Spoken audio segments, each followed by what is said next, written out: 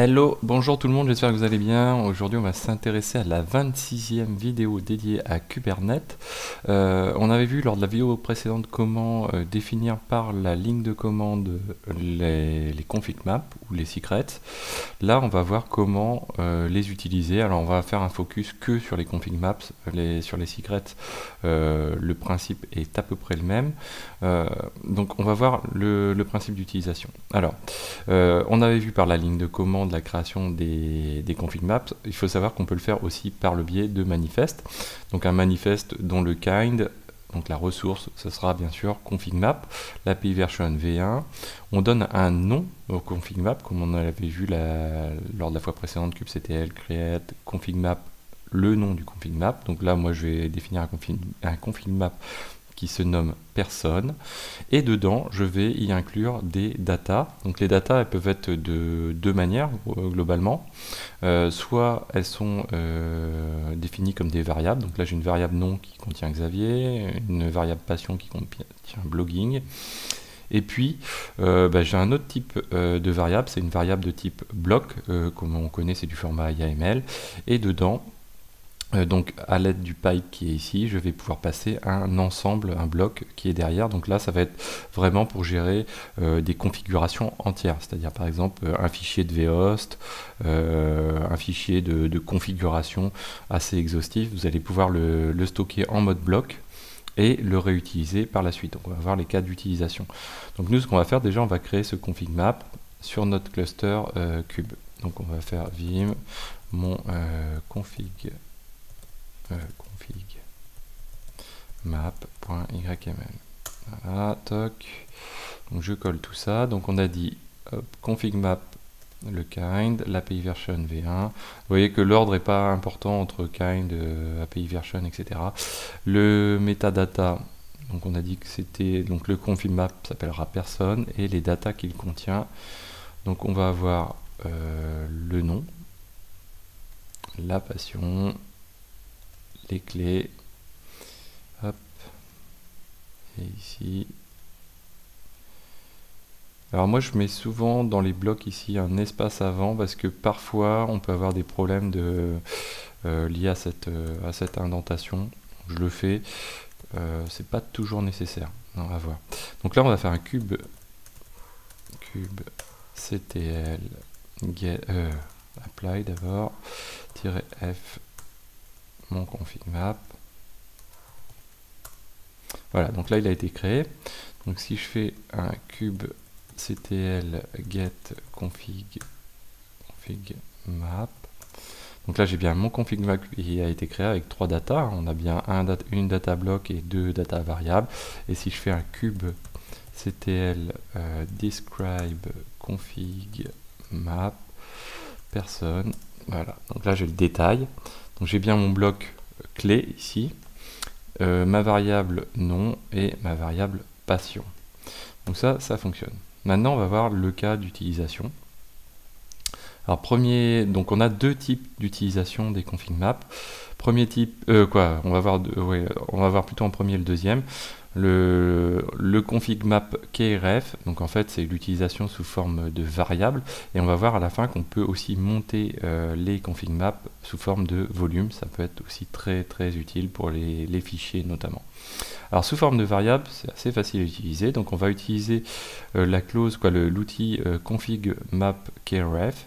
Donc vous voyez ici, tout simplement, on va créer un conteneur, donc un pod qui va contenir un conteneur, et dans ce conteneur on va dire voilà, on a des variables d'environnement qu'on veut définir. Donc habituellement quand on les définit on fait un name value.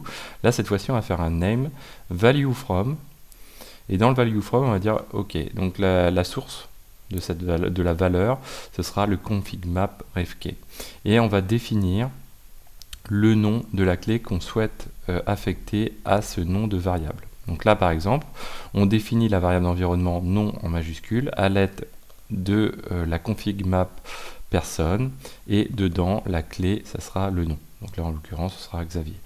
La même chose ensuite pour passion. Donc je définis une variable d'environnement qui se nomme passion. Elle aurait pu s'appeler Toto, hein, c'est pas grave. Dedans, donc je dis que j'interroge config map refkey et la config map personne, et je récupère le mot la clé passion. Et donc ici, comme je lance une BusyBox avec un bin bash avec la commande env qui me sort toutes les variables d'environnement, on va voir que nos variables vont bien être passées à l'intérieur du pod grâce à la config map. Donc là on va faire un pod.yml. Hop, voilà, je colle tout ça. Hop. Donc on crée un pod, metadata la plus simple possible, avec un nom, les spécifications du pod, les containers, donc le nom de conteneur, l'image, à la rigueur nous on va partir sur une BusyBox standard, la commande, donc la commande qu'on passe bien sûr, vous voyez que c'est un tableau, donc on fait un bin bash-c et on exécute env, et les variables d'environnement justement on va les définir. On a une première variable d'environnement qui est le nom, dont on définit la variable avec value from qui va taper sur config map keyref, et config map keyref indique qu'on utilise la config map qui se nomme personne et la clé qui se nomme nom. Pour passion, c'est exactement le même principe, value from, config map keyref, le nom, hop là. Voilà, le nom et la clé. Hop, voilà. Donc là j'enregistre, c'est un cube ctl apply-f pod. J'exécute, je fais un cube ctl get pod. Donc là on a le conteneur qui est en cours de création. Là il a été créé, il est completed, donc ça veut dire qu'il a été exécuté. Donc si je fais un cube ctl log, alors c'est pas un conteneur qui a planté, c'est un conteneur qui a été exécuté, qui s'est bien déroulé, donc on peut consulter les logs. Donc les logs du pod en question, qu'on a nommé mon pod, voilà, toc. Donc on retrouve notre fichier env ici, avec la variable Xavier qu'on a définie, et la variable passion ici, qu'on a bien définie aussi. Voilà, donc là ça a bien fonctionné. On va supprimer le pod. Delete pod. Hop. Voilà. Alors qu'est-ce qu'on va faire ensuite? On va avoir un deuxième cas d'utilisation par la config map keyref. C'est qu'en fait, ce qu'on va faire, c'est qu'on va passer l'intégralité de notre config map en variable d'environnement. Donc sans se poser de questions, on dit tiens, la config map entière, je la veux, et je veux pas juste variable par variable, toutes les définir une à une. C'est vrai que c'est un peu rébarbatif si on en a beaucoup. Donc nous, on va supprimer cette partie-ci. On garde le même conteneur, le même nom de pod. On dit que on va avoir un env from. Donc on n'est plus sur un env classique. Le from, il vient du config map ref. Et là, on va définir le nom du config map qui est personne. Donc on va faire un kubectl apply. Donc là, on prend bien l'intégralité. Alors, j'ai une erreur de typo. Name. Ah oui, il me manque une indentation. Ok. Là, c'est une indentation ici. Voilà. Hop. Donc apply, voilà, donc là on regarde bien si on a notre pod, si j'y arrive assez vite, voilà, donc là on est en état completed, donc je vais regarder les logs, et là qu'est-ce que j'ai? J'ai toutes mes clés qui sont définies. Alors là j'ai le bloc qui ici qui est à égal à rien du tout. Bon, c'est normal parce qu'en fait ça va être le bloc. Par contre j'ai bien mes clés qui étaient dedans dans le bloc clés qui ont été reprises, plus passion blogging qui a été repris tel quel, hein. Donc là j'ai plus de majuscules puisqu'en fait dans mon config map je n'avais pas de majuscules, donc voilà, juste pour vous montrer la différence. Alors ça c'est une méthode. On va voir maintenant qu'on peut utiliser les config maps sous forme de volume aussi. Donc ça peut être des volumes qui vont monter soit un fichier spécifique, soit un répertoire entier. Donc on va commencer par un fichier spécifique. Donc nous on va définir une config map qui est comme ceci. Hop, voilà. hop, vim map, ouais, on va dire ma conf. .yml. Hop. Donc là, j'ai un kind qui change pas, config map, l'API version v1, la metadata qui définit le nom de la config map.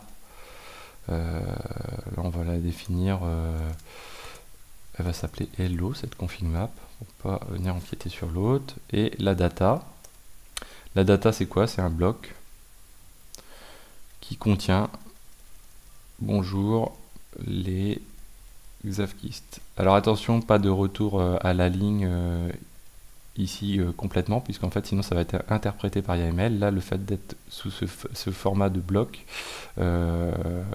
avec cette indentation, on est bien en mode bloc. Du coup, tous ces éléments sont intégrés dans la clé, la key clé. Voilà. Donc là, on fait un kubectl apply-f maconf. Hop, voilà. Donc là, je l'ai bien. Donc si je fais un kubectl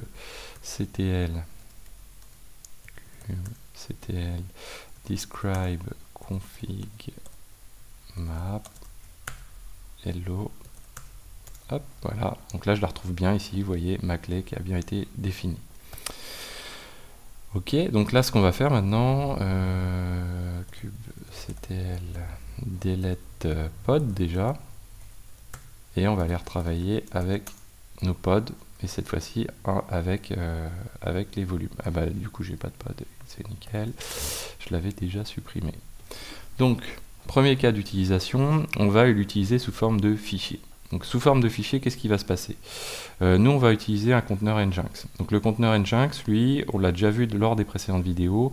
Ce qui est intéressant, c'est son répertoire USR-share Nginx HTML. C'est l'endroit où on va stocker, par exemple, tout ce qui va être affiché par défaut par le Nginx, par le serveur HTTP. Donc par défaut, il affiche une page index.html. Donc nous, on va dire, voilà, ce répertoire-là, on le monte en tant que volume, on crée un volume qui se nomme mon volume config. Donc derrière, on va définir ce volume, mon volume config, ici. On va dire que celui-ci, donc il n'est pas, c'est pas un host pass, c'est pas, donc c'est un autre type de volume que ce qu'on a connu dans la vidéo des volumes. Ce n'est pas un empty-dir non plus, etc. Là, son type, c'est un type de volume config map. Ce type de volume config map, on va reprendre son nom, donc nous ici ce sera hello, et puis on va définir les items qui sont dedans. En l'occurrence, nous, on va reprendre la clé, on va définir la clé clé, la key clé, pardon, et on va dire que son pass va correspondre, donc tout ce que contient la clé clé va être intégré dans un fichier qui sera créé par l'occasion par cube et qui s'intitulera index.html. Et comme ce volume est monté à cet endroit-là, le fichier index.html sera automatiquement ajouté dans notre pod, dans USR-share Nginx HTML. Donc on va faire ça. Hop, voilà. Hop, donc vim pod. Donc on supprime tout ça. Hop. On va essayer d'accélérer un petit peu. Alors j'ai hésité à séparer en deux cette vidéo, finalement je l'ai faite d'un seul tenant, bon ça fait faire une vidéo un petit peu plus longue.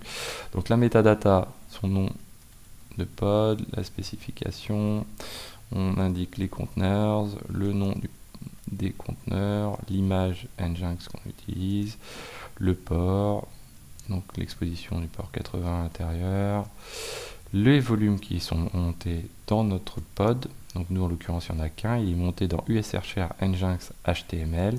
Ce volume il va se nommer mon volume config, donc on va les taper dans le mon volume config. Donc on crée des volumes, un seul, qui se nomme mon volume config. Il va utiliser config map, la config map qui se nomme hello, qui va utiliser donc des items. J'ai un doute sur l'indentation. Non, c'est bien ça. Ok. On définit la clé qui est utilisée dans cette config map pour créer un fichier index.html. Et là, on est pas mal. Donc je fais un kubectl apply-f pod.yml.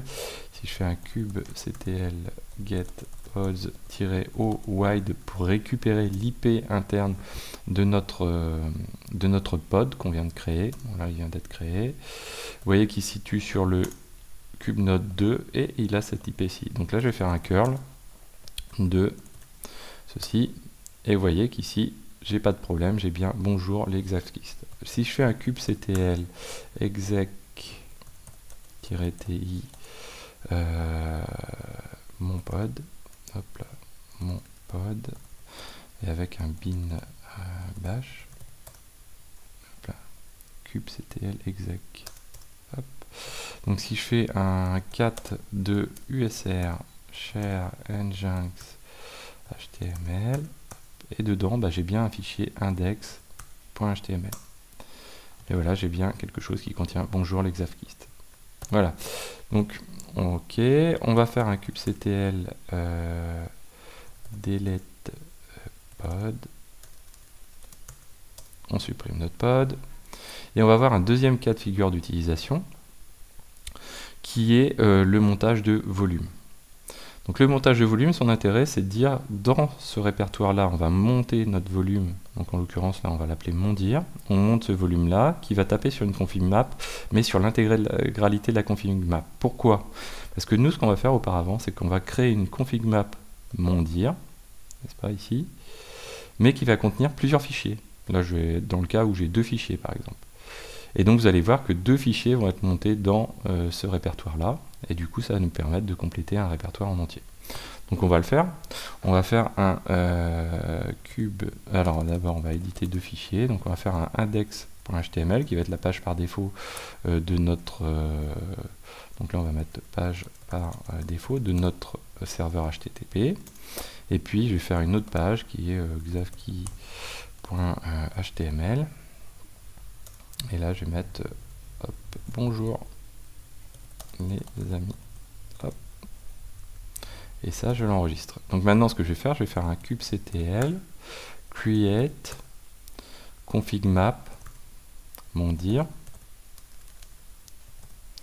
Et là, je vais faire un tiret hop, from file.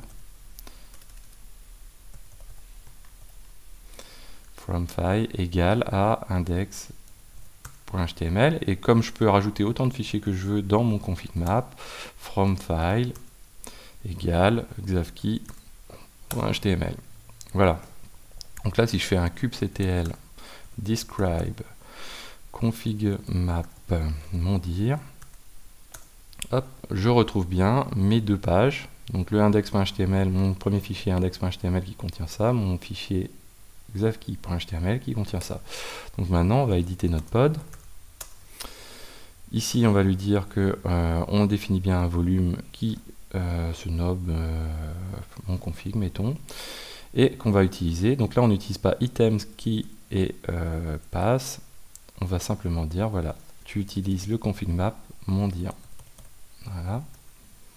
Vous voyez que c'est encore plus simple. Et là, je fais un cube ctl apply -f. Donc là, ça pourrait être intéressant si on avait des vhost, par exemple, c'est une Nginx ou ce genre de choses, pour pouvoir, quand on a vraiment beaucoup de fichiers, pouvoir les ajouter de cette manière-là. Donc là, j'applique, je fais un cube ctl wide hop, wide. Voilà, donc là j'ai bien mon pod en question. Si je fais un curl à la racine de cette IP qui est fournie, donc là j'ai la page par défaut, donc le index.html qui répond, et si je fais xavki.html, hop, j'ai bien la page xavki qui répond, donc j'ai bien mes 2 pages qui ont été rajoutées dans le répertoire. Voilà, donc j'espère que cette vidéo vous a plu, n'hésitez pas à la partager. Je pense qu'on a fait à peu près le tour sur les config maps. Alors on a vu des cas très simples, parce que les config maps, le but c'est stocker les configurations, y compris les configurations plus complexes, avec des fichiers plus volumineux par exemple. Et voilà, donc n'hésitez pas à mettre des pouces bleus, à commenter, à partager surtout autour de vous ces vidéos, et je vous dis à très bientôt sur Xavki.